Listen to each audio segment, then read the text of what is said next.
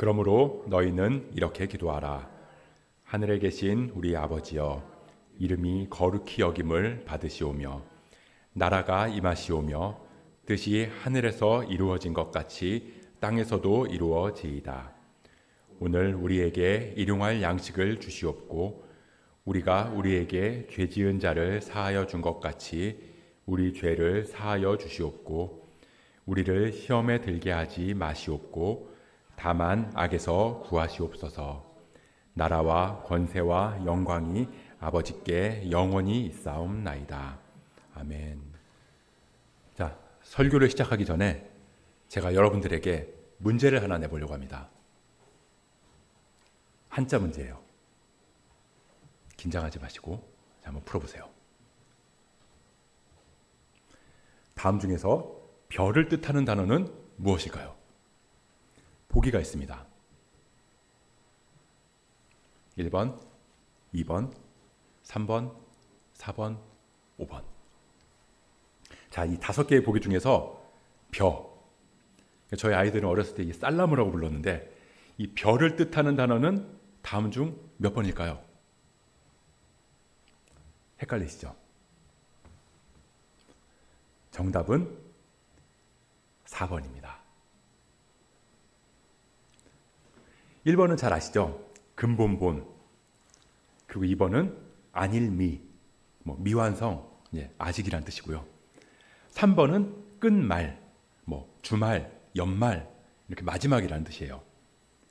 그리고 4번이 벼화. 나달이 많이 달린 이 큰 별을 가화라고 한다던데, 제가 이 화가 들어간 단어를 잘 모르겠더라고요. 그것보다 이제 예를 들어서 강서구 화곡동 그러면 벼화 계곡곡, 그래서 이제 화곡동이라고 부르고, 일산의 대화동, 이것도 큰데 벼화, 그래서 대화동도 큰 벼가 나는 곳, 이런 식으로 해서 이 벼농사를 짓던 도시에 이제 화자가 많이 들어가는 것 같아요. 그리고 5번은 가래뢰, 농기구 가래, 삭같이 생긴 거 있잖아요. 이 단어들이 다 비슷하게 생겨서 좀 헷갈리시죠? 우리 한나도 이제 다음 주에 있을 수행평가에 굉장히 신경을 많이 쓰는 것 같은데, 시험을 좋아하는 사람들은 세상 어디에도 없을 거예요. 저도 아주 어렸을 때는 이 시험 스트레스가 있어서요. 시험이 있는 날에는 긴장을 너무 해서 이 화장실을 계속 왔다 갔다 했던 것 같습니다. 우리는 계속해서 이 주기도문을 살펴보고 있는데요. 이 세 개의 하나님을 향한 청원, 그리고 세 개의 우리를 향한 청원. 우리를 향한 청원. 첫 번째, 오늘 우리에게 일용할 양식을 주시옵고. 두 번째, 우리가 우리에게 죄 지은 자를 사하여 준 것 같이 우리 죄를 사하여 주시옵고. 그리고 마지막으로 우리를 시험에 들게 마시옵고 다만 악에서 구하시옵소서. 오늘은 이 부분에 대해서 말씀을 나누려고 합니다.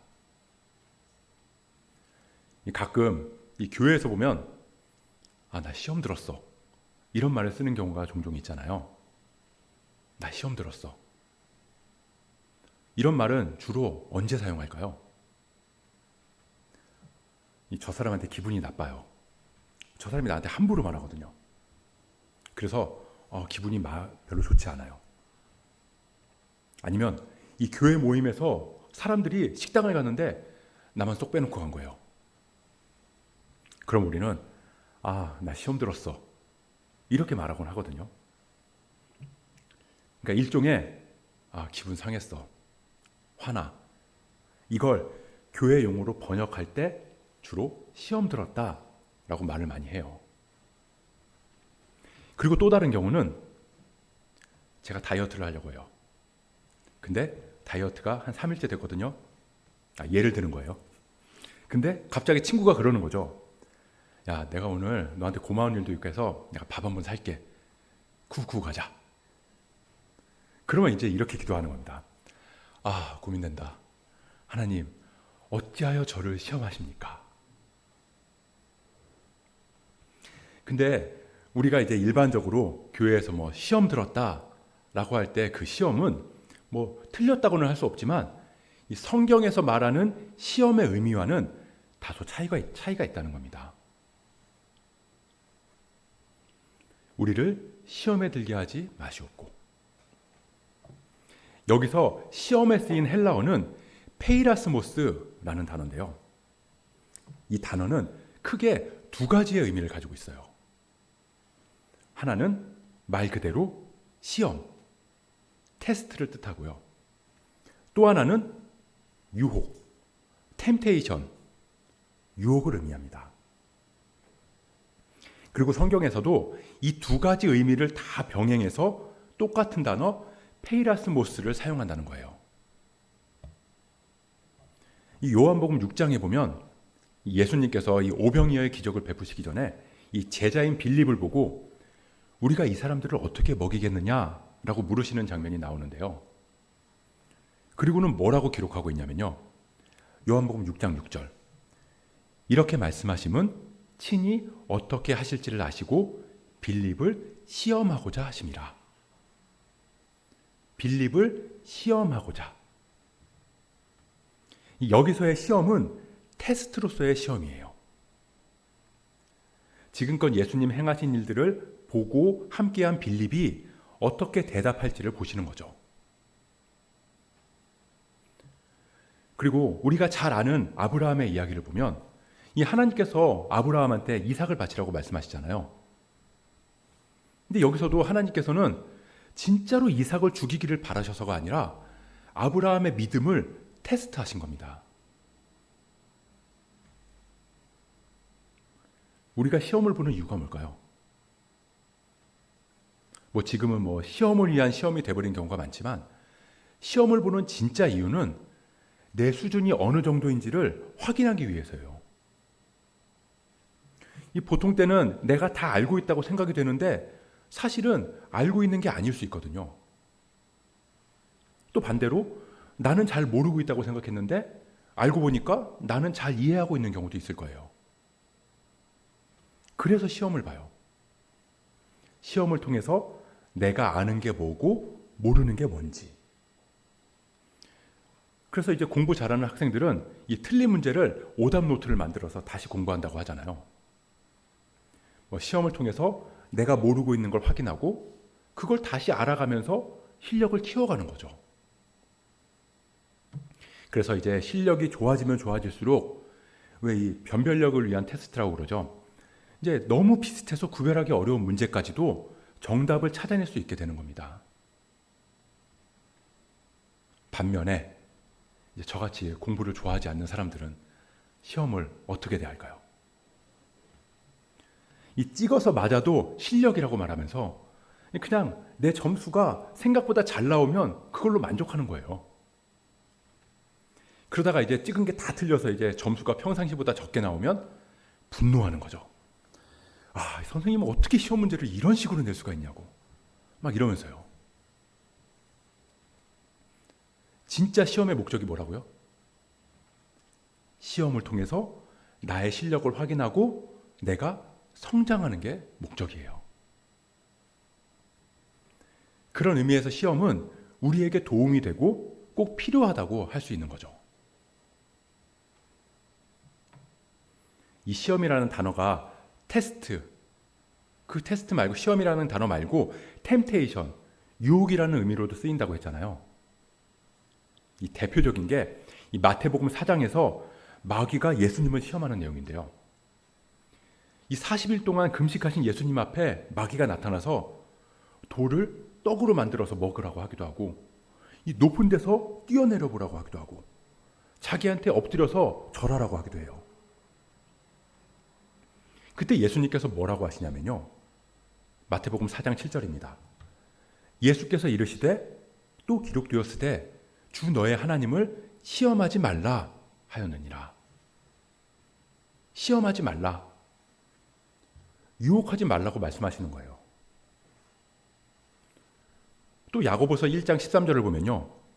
사람이 시험을 받을 때 내가 하나님께 시험 받는다 하지 말지니 하나님은 악에게 시험을 받지도 아니하시고 친히 아무도 시험하지 아니하시느니라. 하나님은 아무도 시험하지 않으신다. 여기서 시험은 유혹을 하지 않으신다는 겁니다. 하나님은 단 한 번도 우리를 죄로 이끌기 위해서 유혹을 하신 적이 없다는 거예요. 그럼 유혹은 누가 할까요? 우리를 시험에 들게 하지 마시옵고 그 다음에 다만 악에서 구하시옵소서. 여기서 악은 투포네루라는 단어를 쓰는데요. 악한 상태, 그걸 말하기도 하지만 악한 자를 말하기도 한다는 거예요. 그래서 여러분들 성경에 보면 그리고 그 앞에 숫자가 있고 이 나나주, 각주에 또는 악한 자에게서도 라고 적혀 있을 거예요. 그리고 대부분의 성서학자들은 여기서의 악이 악한 자를 의미하는 게 더 타당하다고 얘기를 합니다. 악한 자는 사탄으로 보는 거죠.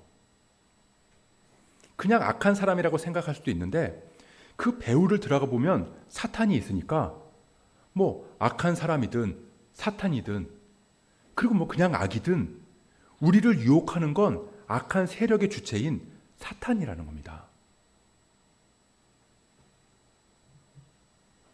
그럼 유혹의 목적은 뭘까요?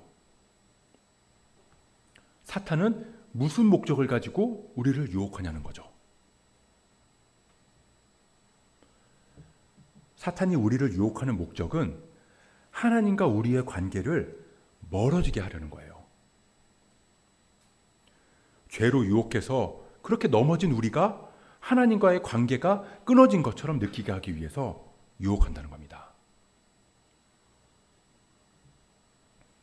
그럼 아까 친구가 쿠우쿠 가자고 할 때 하나님 어찌하여 저를 시험하시나이까? 라고 기도하면 안 되겠네요. 하나님은 그런 유혹을 우리한테 주지 않으시니까요. 뭐 하나님이 그러신 것도 아닌데 자꾸 하나님을 원망하고 하나님께 시험하지 말라고 하면 하나님도 억울하지 않으실까요?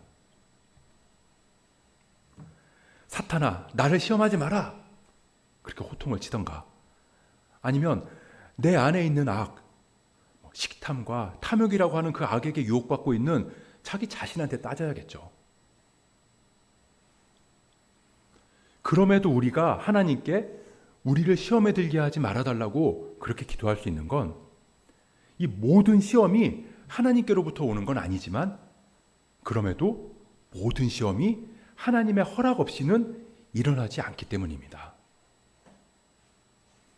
그리고 그 모든 시험에서 우리를 구할 수 있는 능력도 하나님께 있음을 고백하기 때문이죠. 이렇듯 시험에는 테스트로서의 시험이 있고 유혹으로서의 시험이 있습니다. 그래서 우리가 성경을 읽을 때 이 문맥에 따라서 이게 테스트로서의 시험을 말하는 건지 유혹으로서의 시험을 말하는 건지 잘 구분해야 한다는 거예요. 아니 그러면 처음부터 시험이랑 유혹을 따로 구분해서 사용하면 좋잖아요. 뭐 헷갈릴 일도 없고 의미도 확실하고. 근데 왜 이 두 가지의 의미를 다 담고 있는 페이라스모스라는 단어를 사용하신 걸까요? 그건 이 시험이랑 유혹이 맞물려 있기 때문이에요. 무슨 말이냐면 이 시험, 테스트는 주로 이 시련의 형태로 찾아오거든요. 그러니까 시험은 우리한테 육체적, 정신적, 재정적인 시련으로 찾아올 때가 많은데 사탄은 그 틈을 놓치지 않는다는 거예요. 정말 기가 막히게 1+1처럼 이 시험의 뒤를 유혹이 바짝 쫓아온다는 겁니다. 그것도 시험인지 유혹인지 잘 구분되지 않게. 처음에 이 한자 문제처럼 대충만 알면 구분할 수 없을 정도로 너무 비슷한 모습으로.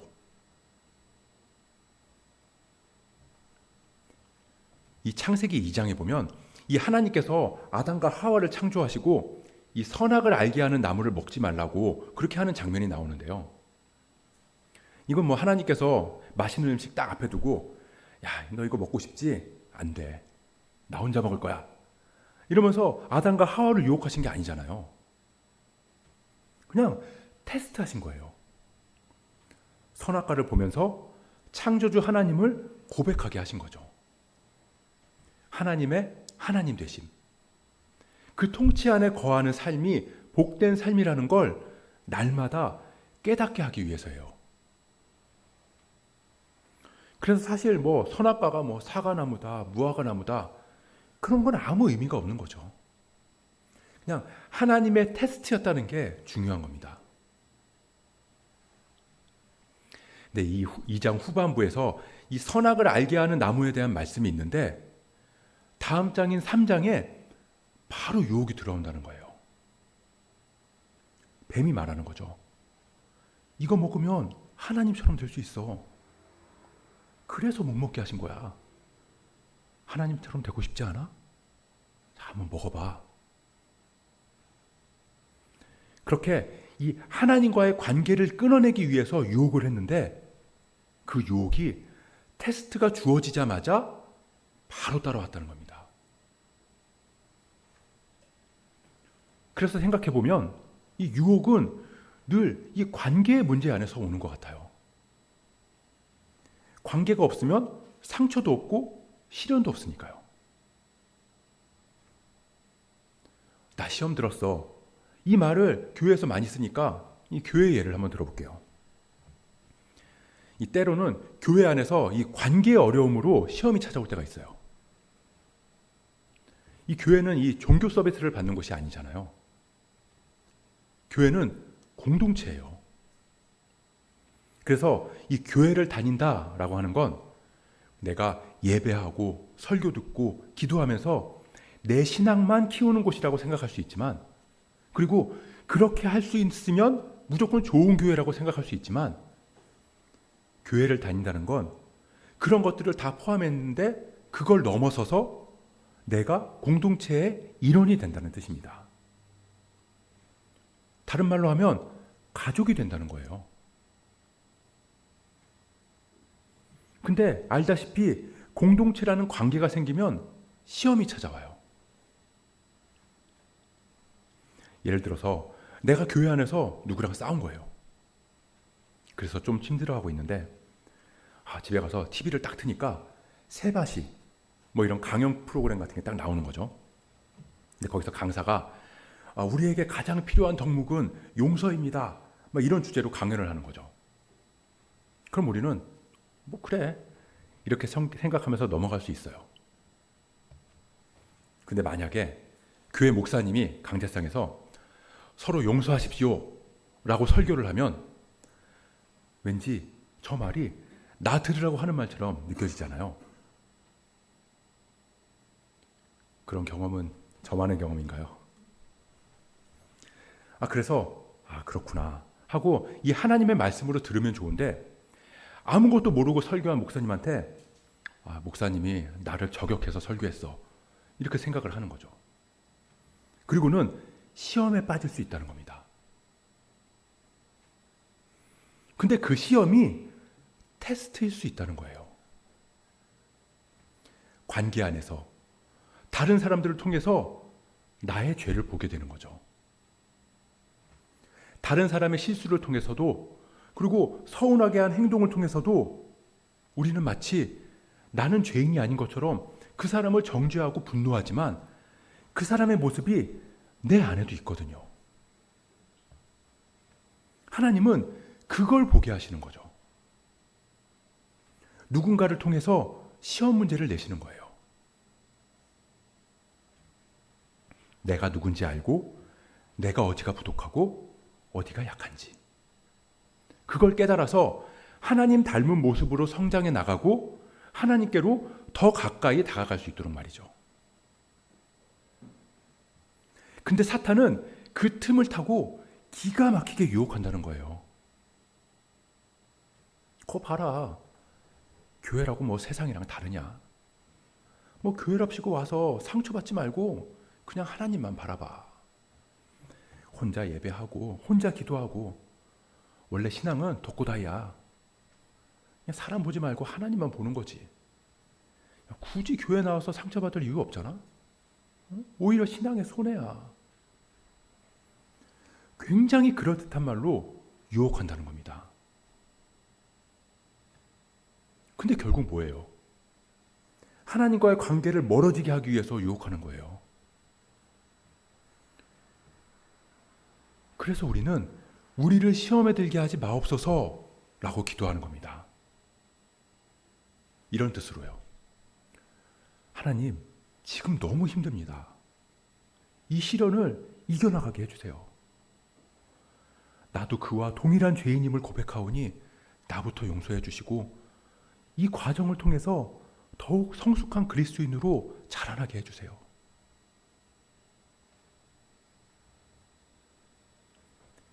그럼 우리가 어떻게 이 유혹을 이겨낼 수 있을까요? 사탄이 우리를 유혹해서 하나님께로부터 멀어지게 하려는 이유는 그렇게 해서 하나님의 사랑이 끊어진 것처럼, 끊어진 게 아니에요. 끊어진 것처럼 느끼게 하기 위해서예요. 그래서 우리를 유혹한다고요. 근데 사탄은 하나님의 사랑에서 우리를 끊어낼 수 없거든요. 그래서 그렇게 느껴지게끔 우리를 속이는 겁니다. 계속 좌절하고 넘어지게 해서 포기하게 만드는 거죠. 난 더 이상 자격이 없어. 하나님께로 가까이 갈 수가 없어. 근데 그렇지 않다는 거예요. 우리가 잘 아는 로마서 8장 38절, 39절. 우리 같이 한번 읽어볼까요? 시작. 내가 확신하노니 사망이나 생명이나 천사들이나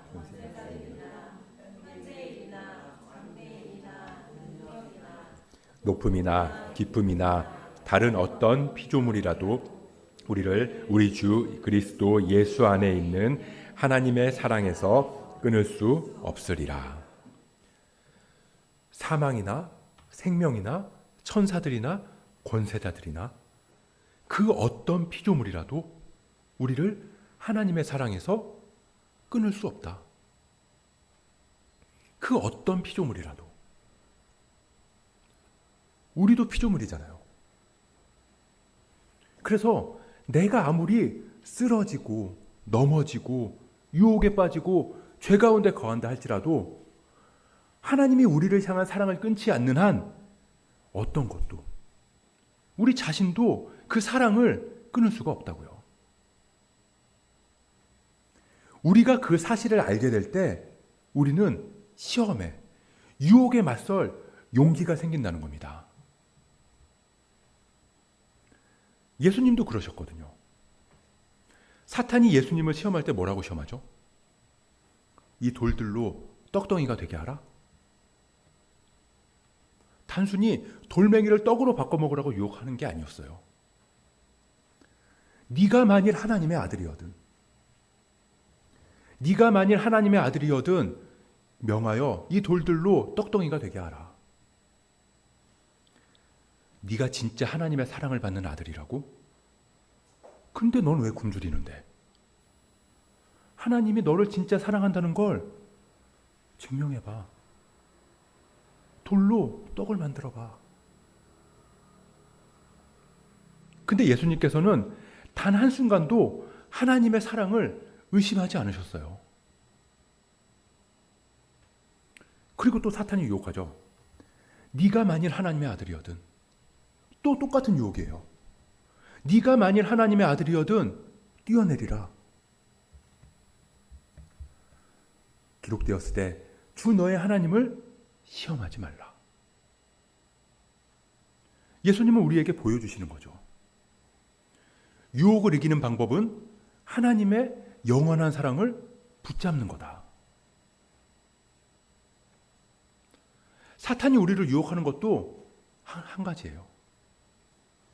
네가 하나님의 자녀이거든. 끊임없이 우리를 향한 하나님의 사랑을 의심하게 만들고, 그래서 스스로 하나님을 피해 숨게 만드는 거죠. 왜냐하면 우리는 유혹에 계속 넘어지거든요. 코 봐, 또 그러잖아. 근데 네가 무슨 면목으로 하나님의 자녀라는 거야?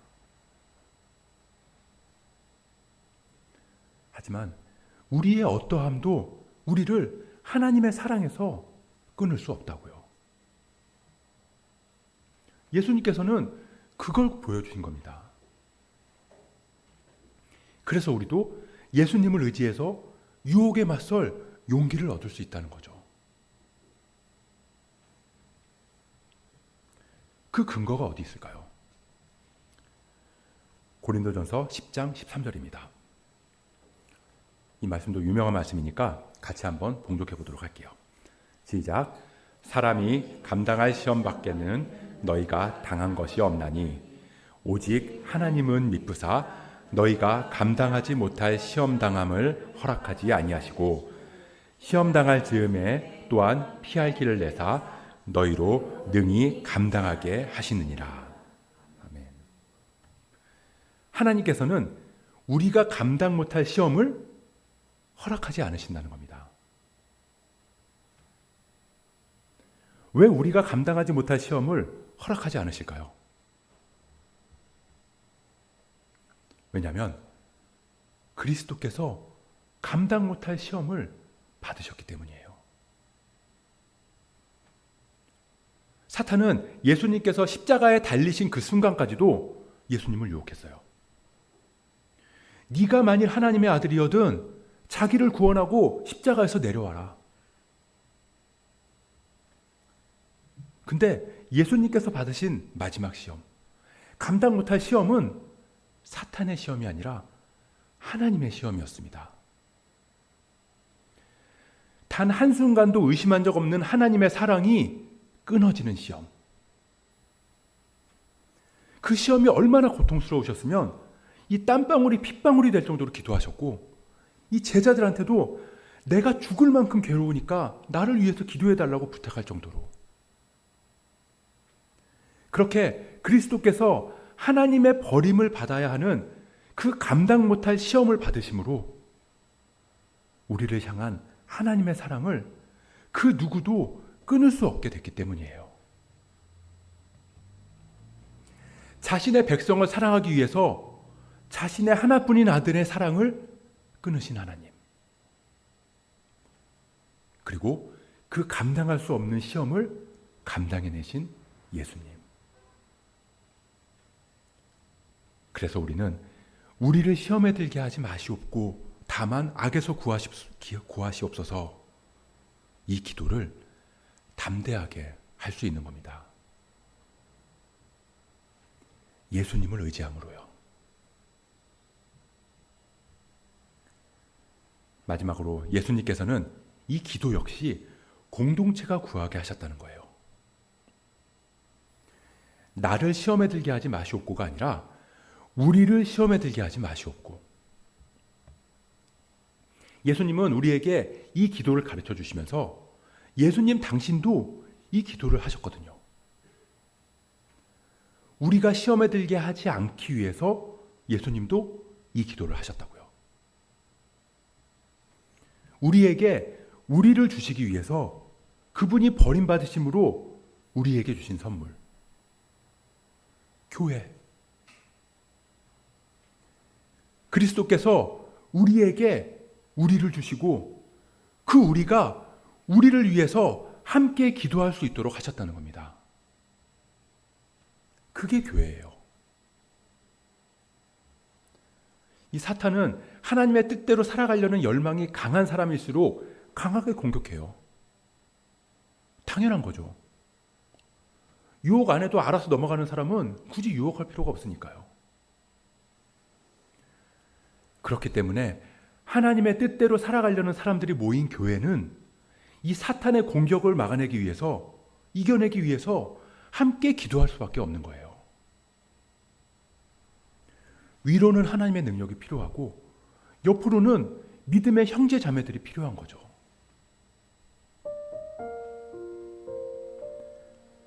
그래서 우리 교회도 기도하게 하신 것 같아요.